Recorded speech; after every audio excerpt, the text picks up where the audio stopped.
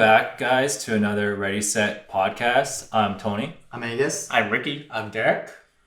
And today we're getting even more vulnerable and sharing some instances where, maybe the last time we cried or shed a tear, got a bit emotional, Someone was cutting onions nearby us and it struck that chord where, we got really emotional. It's always those onions. Yeah. Ninjas cutting onions. Damn ninjas cutting onions. Yeah.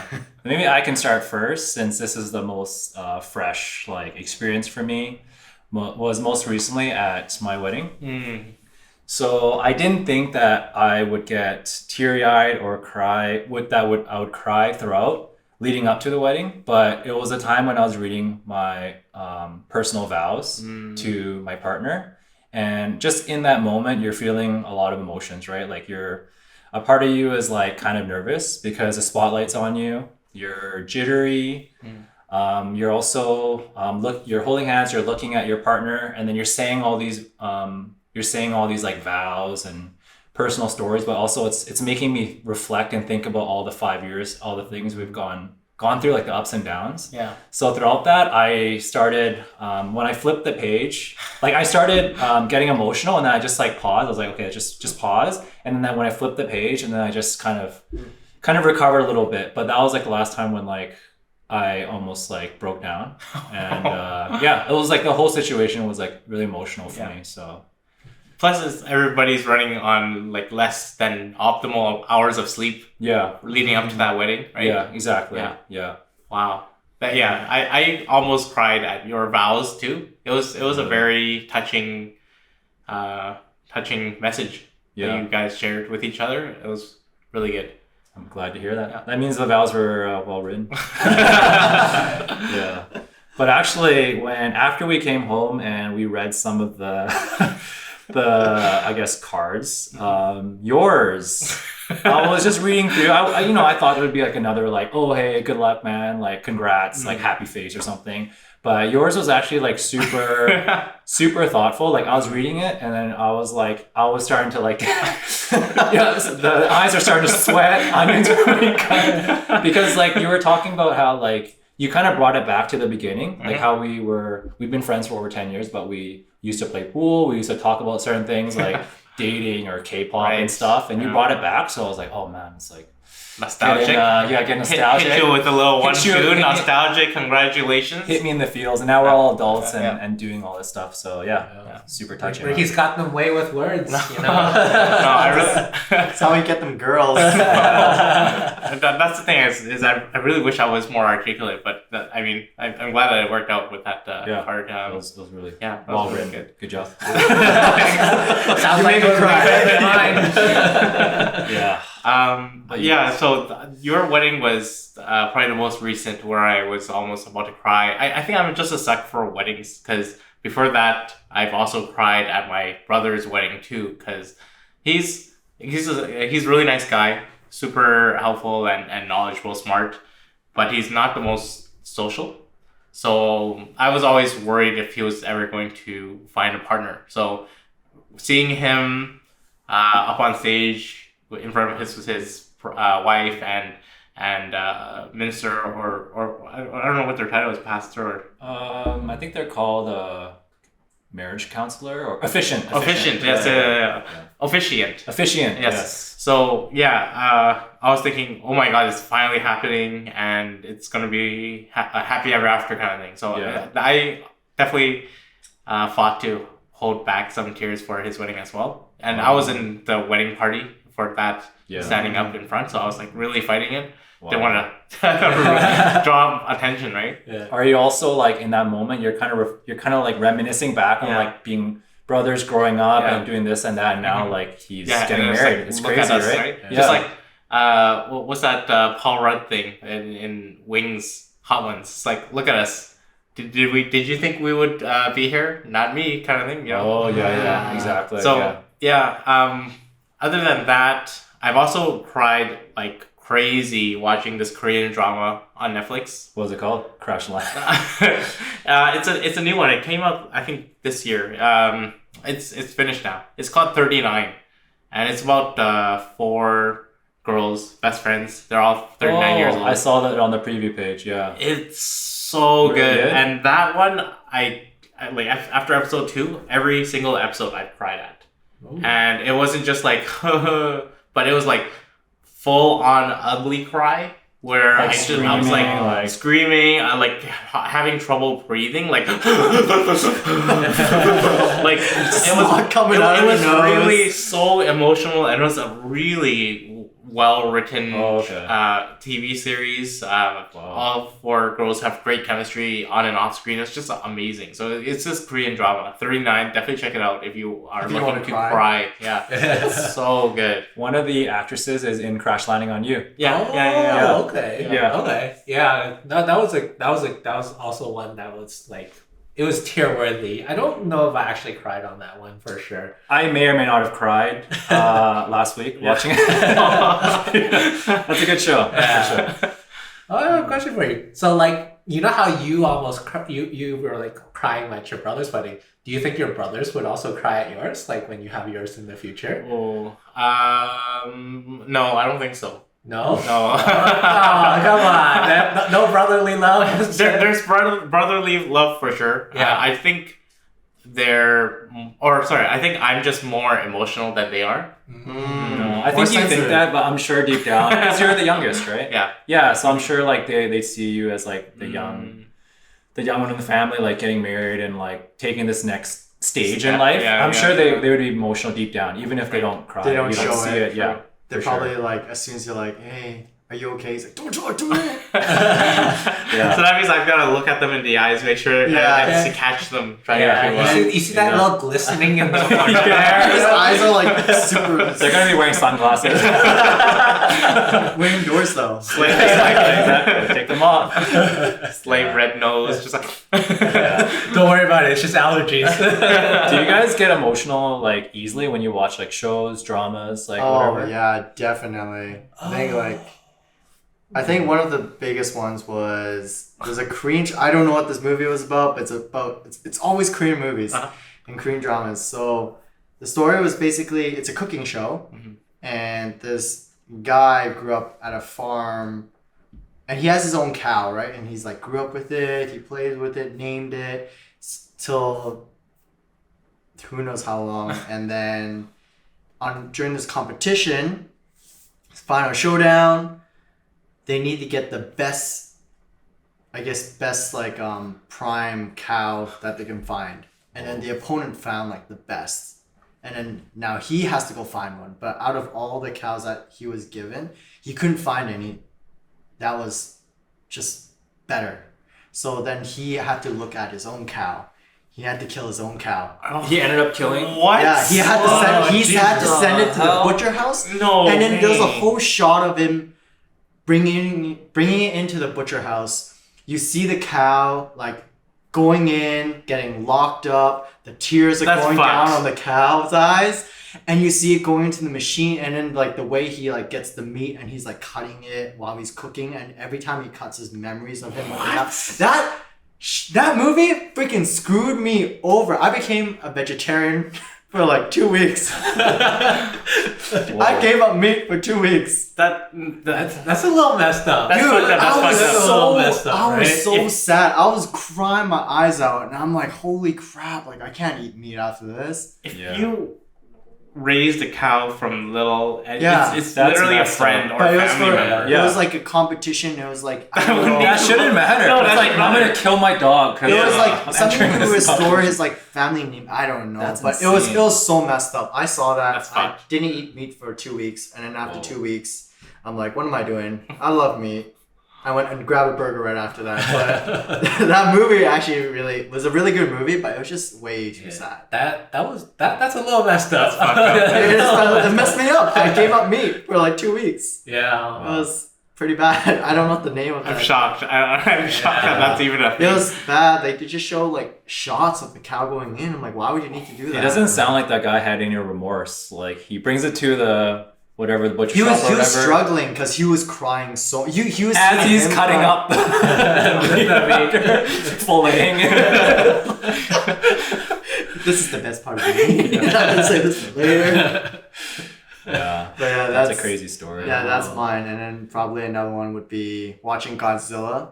Like it's not so sad one, but Classic or the more recent remake? like the classic one, the The 1997 or something, or the whichever the okay. first one. Okay. Basically, it was the mom. Godzilla was dying, and then it made me think of my parents' dog or the pet, and it because Godzilla was a mom, right? And it laid its eggs in like the subway. Yeah. So while the army was killing Godzilla, I was like, who's gonna take care of the babies?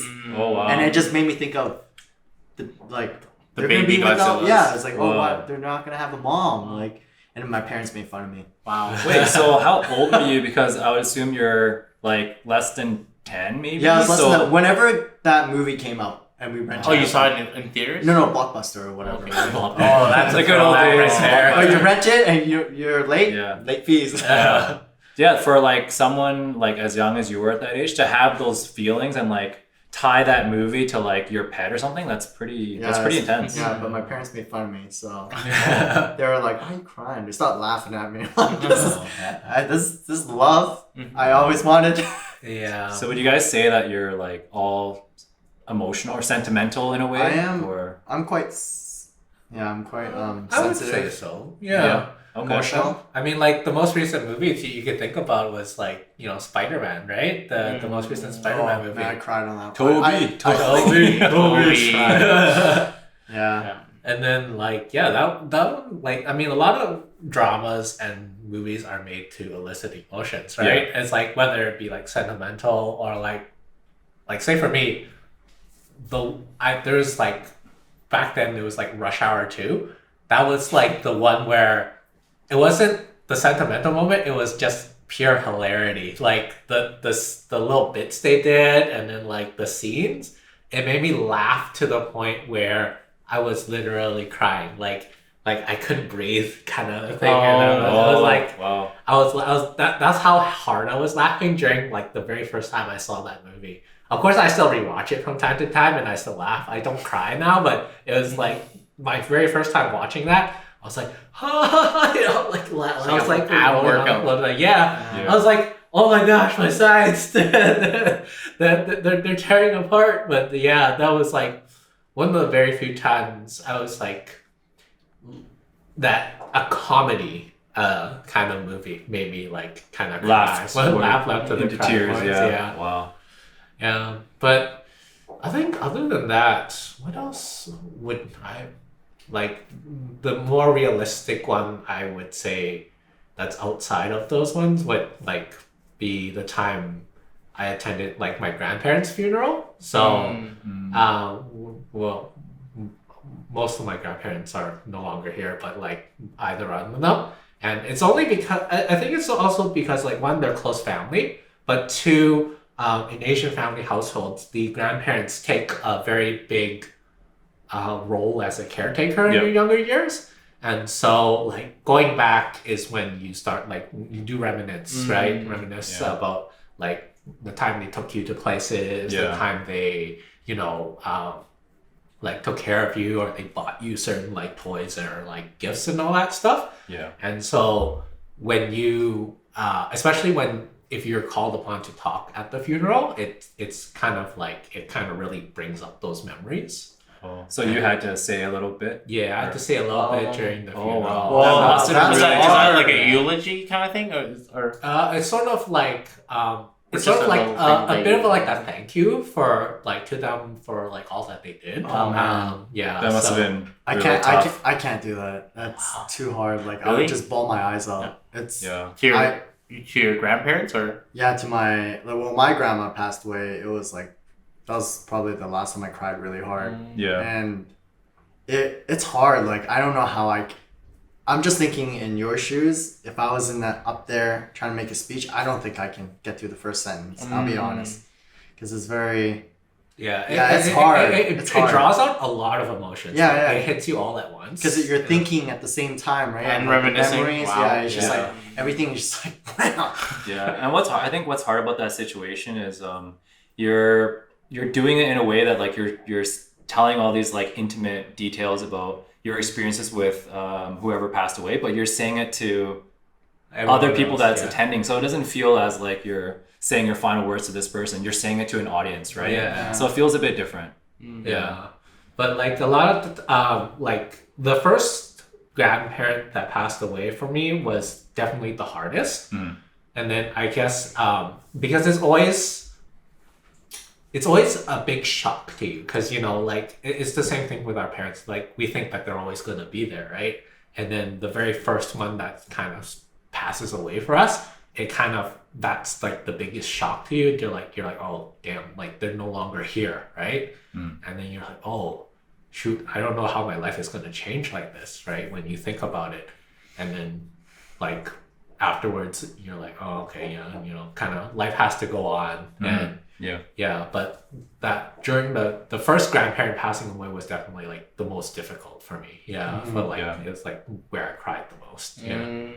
So I like probably the last time I cried pretty hard is sort of related to that, where it's like has to do with family. So it had to do with my dad. So just like some background info, like growing up, he was like a very strict dad, where like I wasn't too close with him. Like I was always scared to talk to him about anything because he had a bad temper.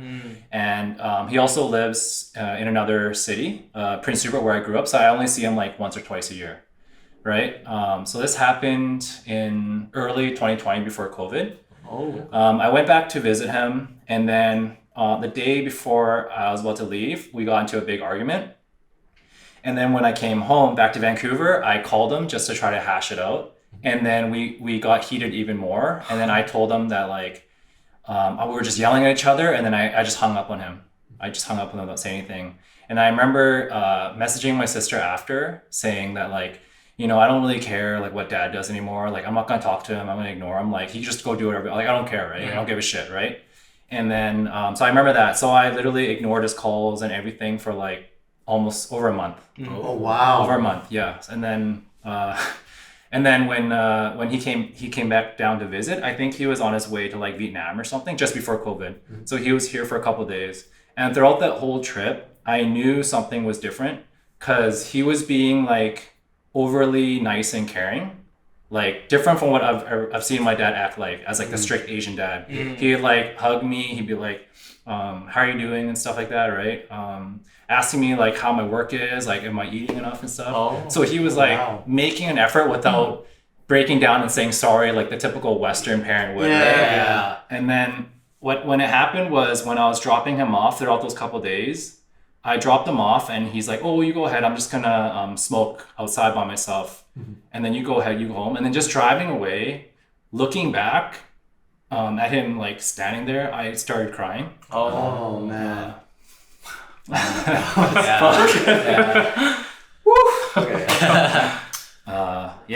Because it wasn't just that like he was trying to change. It was like the whole reflection of my family, right? Especially with my mom not being there anymore. It's like that snapshot of him standing there was like him being by himself. Because like I can imagine like if he yells at me or yells at my sister, I have Amanda to lean on. My sister has her family. Like if I yell at him or I ignore him, he has no one, right? So that like reflection was like it just hit me like really hard in that moment. So after that, like I try to call him like every 2 days now. Try to video call him and just like ask him how he's doing, because I don't think like my dad, he would ever admit like he's sad or anything. Like he just keeps those emotions inside. That's the traditional Asian dad. Because he has to be like that stoic like image of like he's keeping everything there's together. that pride too. It's pride. It's like I'm the man, I can't show that I'm weak. Sort of thing. And that's not how they were raised back then. They were raised like super strict from their parents to like work at a young age. No affection, stuff like that. So you can't blame them, right? But I think the reason why your dad also helps too, like when he started acting that way, is he also kind of reached a realization. It's like you guys are basically the only thing. The family. Exactly. So eventually despite how stubborn people are, Yeah. like they will come to a point of realization that, it's like, oh, I really do have to change. Yeah. Like for the betterment. If it's for family, they will do it, right? Yeah. So it's one of those things that they have to. You don't want to go down in your life afterwards having lived regrets to do that. Yeah. So Exactly. Yeah, damn, I'm gonna call my dad after this. Tell him you love him, man. Yeah. Or at least see him more, right? Especially in the same city. Because that's the hardest part is, I think for me, it's like letting go of that resentment. Like, I'll be honest, like sometimes when my dad, I'm like, I get those feelings what you have. It's like, oh, they don't have much time left, right? Yeah. That's something I keep reminding myself, and I get that feeling of like sadness. But then when they piss me off, like that sadness goes away. In the moment, like you're so upset. Yeah, and then I'm just like, oh, is this really worth it? But like, kind of like what you said, I think it's just more of me. I have to accept and be more forgiving, and kind of get to that stage. So like, I'm not at that stage yet, but I feel like I really want to get to that stage because I feel it's really important. Mm-hmm. But like that resentment is still there. Like Yeah. I always feel maybe I'm getting better at that resentment, but no matter, whenever like he pisses me off or whenever there's family drama, it comes back, man. And I'm just like, oh my God, like I don't want to go see my parents and like, stuff like that. Yeah. Yeah. So it is work in progress Yeah. for sure. Yeah. Yeah. Wow, that's heavy. Ultimately, it's up to us as like millennials or whatever you call it, this second generation to change. You can't expect parents at that age to change. They're always gonna be stubborn and have their own like traditions and stuff like that, right? Yeah, we have to be flexible, and we have to also can't just be they have to do it our way. Mm-hmm. We have to be able to adapt to how they are, because they are old, right? They're old, like what you said. Yeah, you don't want to be upset for them, ignore them, and then like it's too late at a certain point, right? Yeah, exactly. Yeah. So I'm trying to take that to heart more. Mm-hmm. And yeah, damn, I am gonna call my dad after that.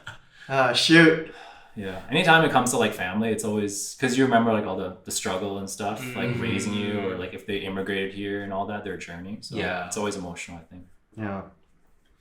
It's kind of interesting how every Asian dad has that, like, they're forced or something. They don't display emotion very well, right? It's such a common Asian dad thing to do. But they do what your dad does, right? Like my dad, same thing. He hugs me. It feels weird. I'm not gonna lie. Like, yeah, that's good. The hug, no, but like he's starting to do that. He does like this kind. It's never like a full on. Yeah, it's a side thing, and it's a side I'm just pat. like, yeah, it's a side pat, but like it feels weird, right? Yeah. Like it really feels weird. Like I never get that when I was young. Yeah. And now he's starting to do it.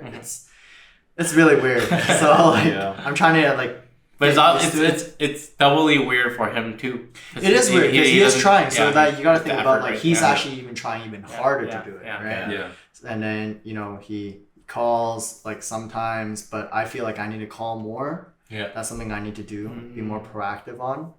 But yeah, they definitely don't really show it. Yeah. They do it by asking like, "Did you eat?" Kind of like your dad, right? Yeah. Or like when they know that they did something wrong, they cook you food or something instead, yeah. It's like the super Asian way of like saying you're sorry, without actually saying it. So it's like when you're young, they beat your ass, and then later they like serve food. Cook you like a 5-star meal. It's like you're good. Here's your favorite You dish. like that congee?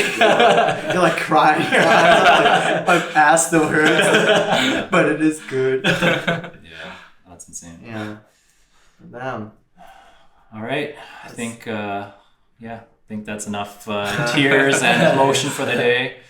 If you make sure to like and subscribe to our channel. Follow us on our social media, our Instagram, Stitcher. We're also on Spotify. Check out our link tree for all the respective links. Nice.